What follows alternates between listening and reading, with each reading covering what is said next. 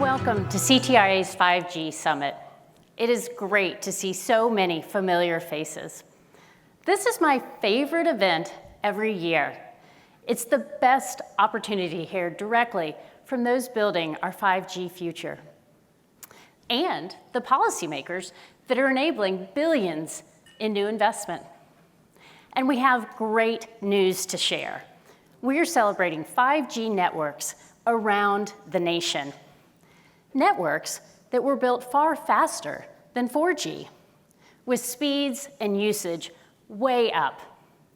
Remarkably, our 5G availability leads the world. We already see 5G unlocking new services, including real home broadband competition.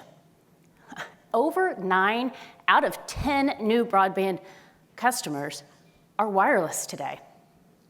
And in the age of $6 eggs, the price of wireless and the price of smartphones have actually gone down. The even better news?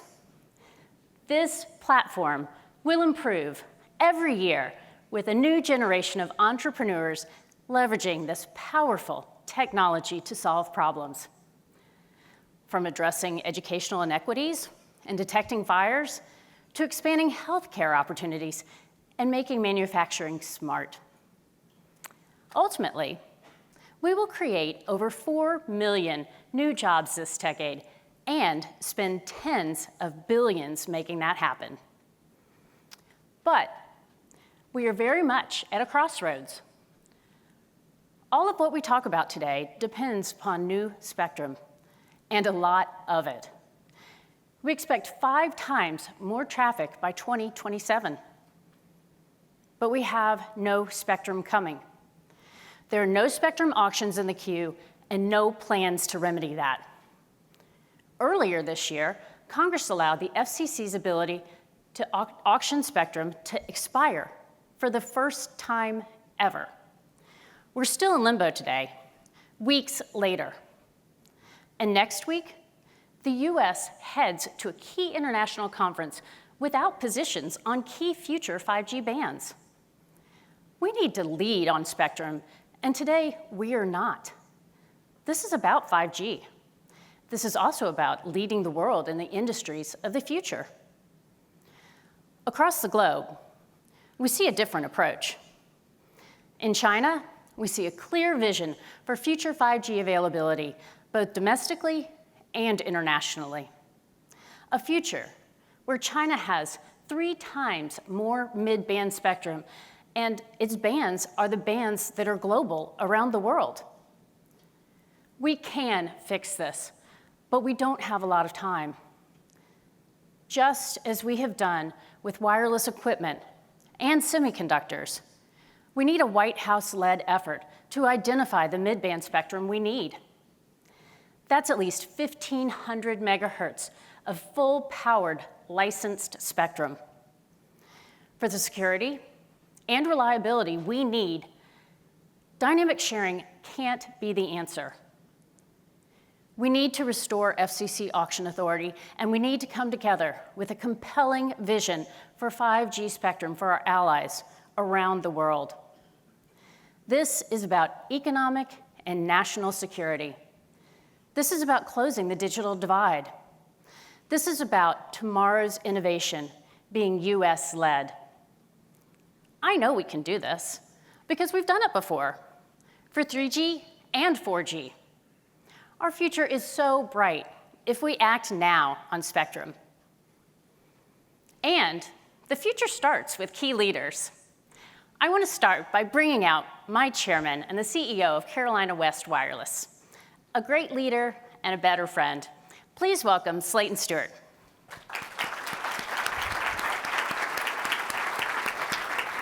Good afternoon. All right, here we go, guys. Slayton, thank you so much for being with us. I really value your perspective after almost 25 years in this industry. He has led Carolina West since 2005. So, Slayton, can you tell us just a little bit about Carolina West? Absolutely. Thanks for having me, Meredith. Carolina West is a small rural wireless carrier serving 11 counties in the Blue Ridge Mountains of western North Carolina. We're owned by 2 telephone cooperatives, Surrey Telephone and Skyline Telephone. We've done business for 32 years, and our mission is to bring the same quality of wireless service that you'd find in Charlotte or Raleigh, North Carolina, into the rural counties of North Carolina. Well, speaking of that service, I understand Carolina West has won several awards for providing the best service in your area. Can you tell us a little bit more about that? Absolutely. We're really proud of winning these awards. These are awards offered by the local newspapers and kind of a community polling of who's the best provider in the area. And the last 6 months, we've won awards in Avery County and West Jefferson, North Carolina, Wilkesboro, North Carolina, and Boone, North Carolina.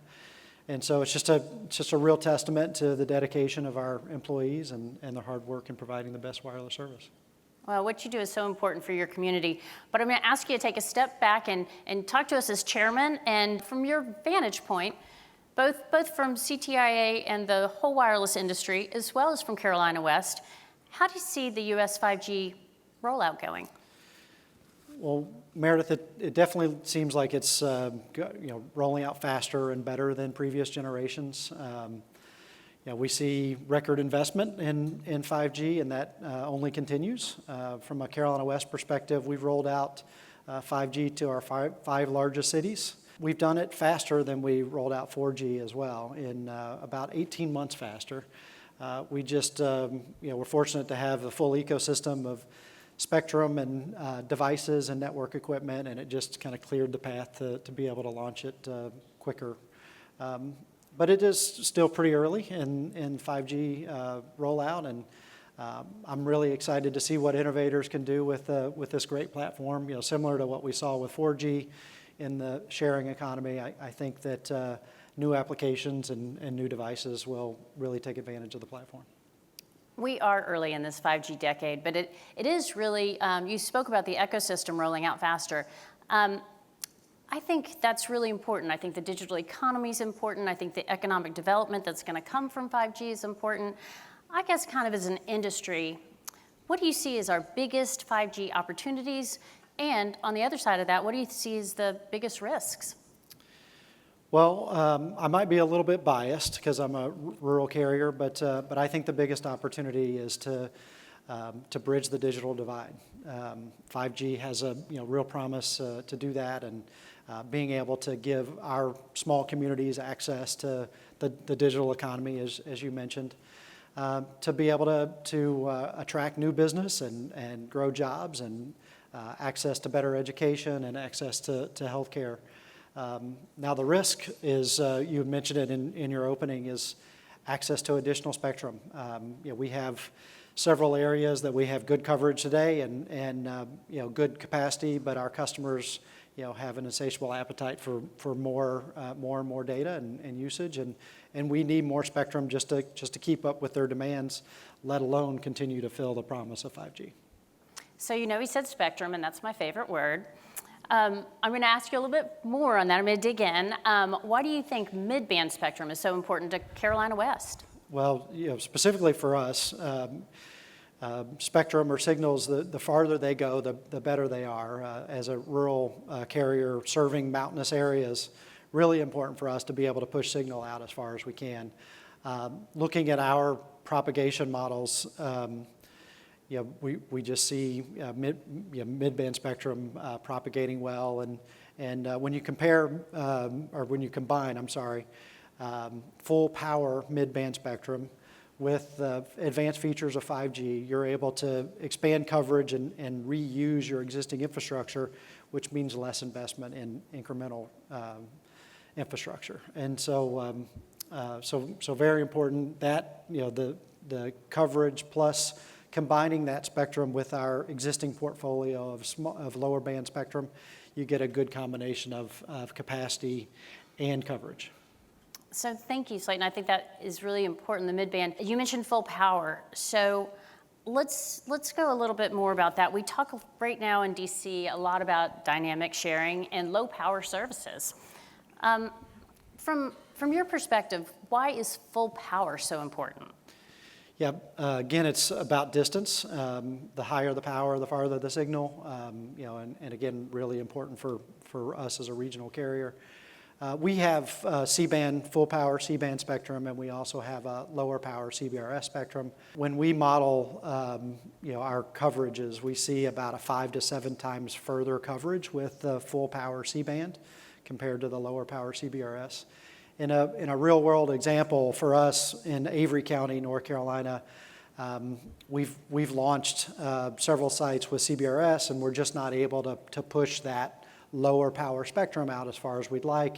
And then as we're modeling the full power C-band spectrum, we're able to cover 2.5 times more houses in the Montezuma and the Crossnord communities of Avery, North Carolina.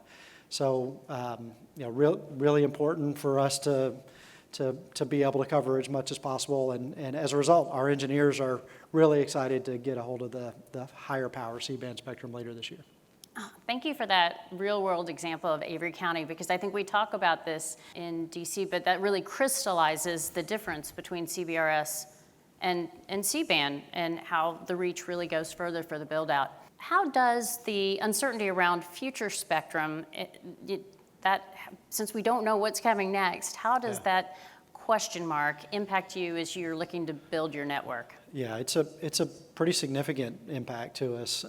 As I mentioned earlier, there's several areas that we have good coverage today, and data use just continues to grow exponentially year after year. We need to be able to provide additional capacity for them in the future, which requires additional spectrum. With those planning cycles and the way we launch spectrum, we need 3 to 5 or even more years to plan, and not knowing what spectrum is going to be available and how we're going to finance it and when we're going to get control of it, it makes really planning cost-effective deployment strategy almost impossible. 3 to 5 years, wow. When you think how long it takes to bring spectrum to market and it takes you 3 to 5 years, we got to get on it, don't we? Absolutely. Well, I think you've underscored the importance of licensed spectrum for the large carriers and the small carriers. That's really important. What would you like to see to help our industry going forward? Well, I definitely would like to see Congress act to give spectrum authority back to the FCC. I'd like to see a spectrum pipeline and more mid-band spectrum. I'd also like to see auctions that have spectrum, more than 100 megahertz of spectrum at a time. Carolina West, as an example, we could use 100 megahertz just us alone as a carrier, and even in that situation, we still may not have as much as some of our competitors in our market. From a small carrier standpoint, it's really important that we get access to affordable spectrum, and competing head-to-head with larger carriers in an auction is really difficult. So there's some things that we really need, and that's small geographic license sizes. We also need to continue to have discounts for small carriers. And we'd like to have spectrum reserves for small carriers so that we can increase competition in rural markets. Sounds like we need to get busy here in DC. Absolutely. Slayton, you have touched on your commitment to serving all of your community. Let me ask you what you think the role of government is to help, and how does BEAD and the 5G fund, how do they fit into how you think about closing the digital divide? Well, so Carolina West, we take closing the digital divide very seriously, but we need some help. We can't reach all of the areas that we serve, and we look forward to working with the state of North Carolina and NTIA, and hopefully the BEAD program will be technologically neutral and allow fixed wireless to serve some remote areas.